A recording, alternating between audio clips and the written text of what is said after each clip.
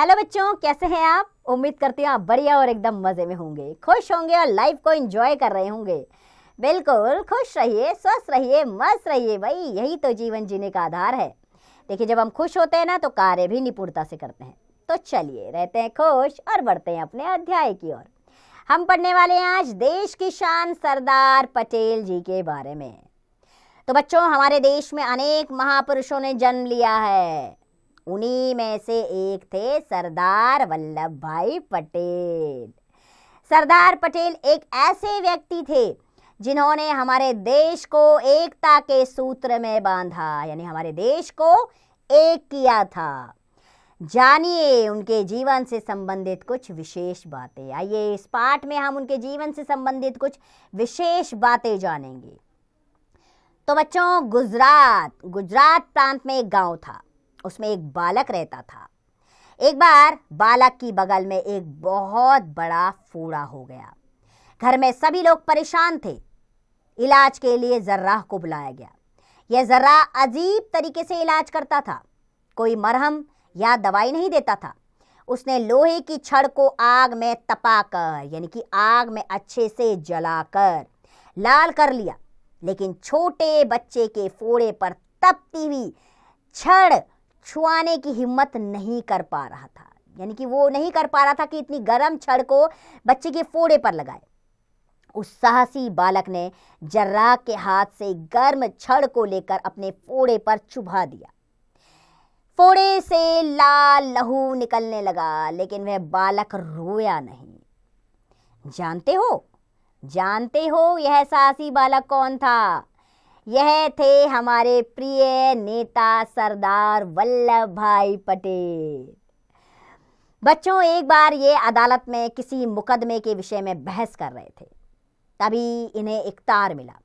इन्होंने तार पढ़कर जेब में रख लिया और आगे बहस करते रहे। जानते हो उस तार में क्या लिखा था? इस तार में इनकी पत्नी की मृत्यु का समाचार था। इन्होंने देश की आजादी की लड़ाई में गांधी जी का साथ दिया। किसानों की कठिनाइयों को दूर करने के लिए आंदोलन किए। 15 अगस्त 1947 को भारत के आजाद होने पर इन्हें उप प्रधानमंत्री बनाया गया। इन्होंने देश की एकता के लिए बहुत परिश्रम किया। ये बड़े पक्के इरादे के व्यक्ति थे। मार्ग में कितनी ही बाधाएं आए, रुकते नहीं थे। ये वीर, साहसी और परिश्रमी थे। इन्हें हम लौह पुरुष के नाम से भी जानते हैं। किस नाम से जानते हैं हम इन्हें? लौह पुरुष के नाम से। तो बच्चों, आज सरदार पटेल हमारे बीच नहीं है। उनका देहांत 15 दिसंबर सन 1950 को मुंबई में हुआ था। तो बच्चों, ऐसे महापुरुषों का जीवन सदैव अनुकरणीय रहेगा, अर्थात हमेशा हमें उनके पद चिन्हों पर चलना चाहिए, उनके बताए हुए मार्ग पर चलना चाहिए। जिस प्रकार इन स्वतंत्रता सेनानियों ने अपने जीवन की परवाह किए बिना स्वतंत्रता की लड़ाई में अपना पूर्ण योगदान दिया और हमें स्वतंत्र भारत में जीवन जीना सिखाया है, तो हम इनके सदा आभारी रहेंगे। बच्चों, देश की स्वतंत्रता और एकता में योगदान देने वाले देशभक्तों व अन्य महान नेताओं के बारे में और जानकारी आप अवश्य प्राप्त कीजिएगा। आइए अब पाठ से संबंधित प्रश्न उत्तर की ओर बढ़ते हैं। पहला प्रश्न मौखिक प्रश्न है। इसमें पहला प्रश्न आ रहा है, बालक के कहाँ फोड़ा हुआ था? तो बालक के काख में फोड़ा हुआ था, यानी कि कोहनी में। इसी प्रकार बाकी के प्रश्नों के उत्तर दीजिएगा। दूसरा प्रश्न विकल्प से संबंधित। इसमें पहला वाक्य आ रहा है, जर्राह ने सरदार पटेल का इलाज किया, दवाई द्वारा, तपती लोहे की छड़ द्वारा, इंजेक्शन द्वारा, मरहम पट्टी द्वारा। तो उसने किया था तपती लोहे की छड़ द्वारा। दूसरा विकल्प सही है। इसी प्रकार बाकी के प्रश्नों के उत्तर आप स्वयं करेंगे। हम तीसरे प्रश्न पर आते हैं। इसमें रिक्त स्थान भरना है आपको। पहला प्रश्न, अदालत में सरदार पटेल को डैश मिला? तो अदालत में सरदार पटेल को खत मिला। इसी प्रकार बाकी के रिक्त स्थान स्वयं कीजिएगा। चौथा प्रश्न आ जाता है। अब यहाँ पर आपको लिखित में उत्तर देना है। इसमें पहला प्रश्न आ रहा है, सरदार पटेल को लौह पुरुष क्यों कहा जाता है?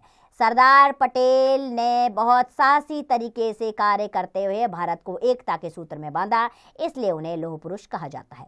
इसी प्रकार बाकी के प्रश्नों के उत्तर आप स्वयं देंगे। कल्पना की उड़ान के प्रश्न पर आते हैं हम। तो बच्चों, इसमें प्रश्न है, बड़े होकर अपने देश की सेवा आप कैसे करेंगे? तो ये आप अपने विवेक, अपनी बुद्धिमत्ता के अनुसार इसका उत्तर देंगे।